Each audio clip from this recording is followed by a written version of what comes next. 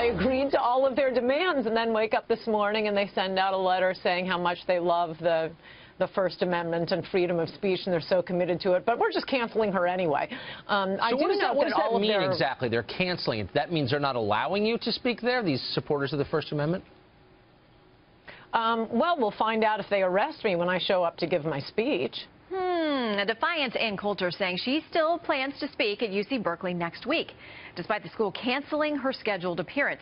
School officials are citing safety concerns, but is it more about the content of her conservative message? Jonathan Hunt is live from Los Angeles. All right, Jonathan, what else are we hearing from Ms. Coulter about her plans?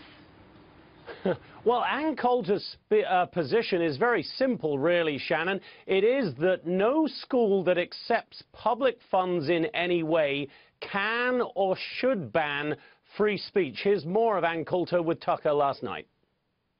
This is a taxpayer-funded institution, not to mention lots of kids getting federal money to be there. You know, Attorney General Jeff Sessions should be looking at this. Now, UC Berkeley officials say it's not about free speech, it's about the safety of students on campus, and it's about proper planning. Listen here.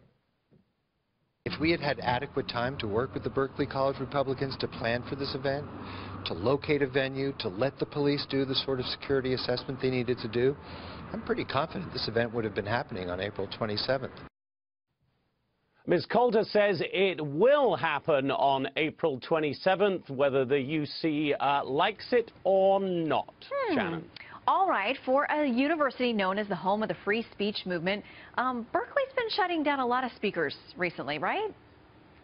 Yeah, and of course, most notoriously in February, when the young and very controversial conservative commentator Milo Yiannopoulos was prevented from speaking. He had a speech planned. He was forced to pull out amid violent protests, something left-wing activists who battled police on campus that night considered a major victory. Others, of course, consider it a major blow to free speech and to the principle that anyone should be allowed to speak on any college campus. And then, of course, as recently as this past weekend, pro- and anti-Trump demonstrators fought violently at dueling demonstrations in a Berkeley park. That was part of the city of Berkeley, not on campus.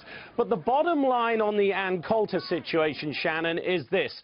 She says she will speak. College Republicans say they will find an off-campus venue. And after all, there are winners and losers in this. The left-wing activists are winners. They're getting a lot of publicity for their cause. Whichever way it goes, Ann Coulter is probably a winner because she's going to sell a lot more books thanks to this publicity. The only real loser in this, you have to say, is UC Berkeley and that long-fought-for reputation for being a bastion of free speech. That seems to be disappearing pretty quickly right now, Shannon. All right, Jonathan Hunt, thank you very much.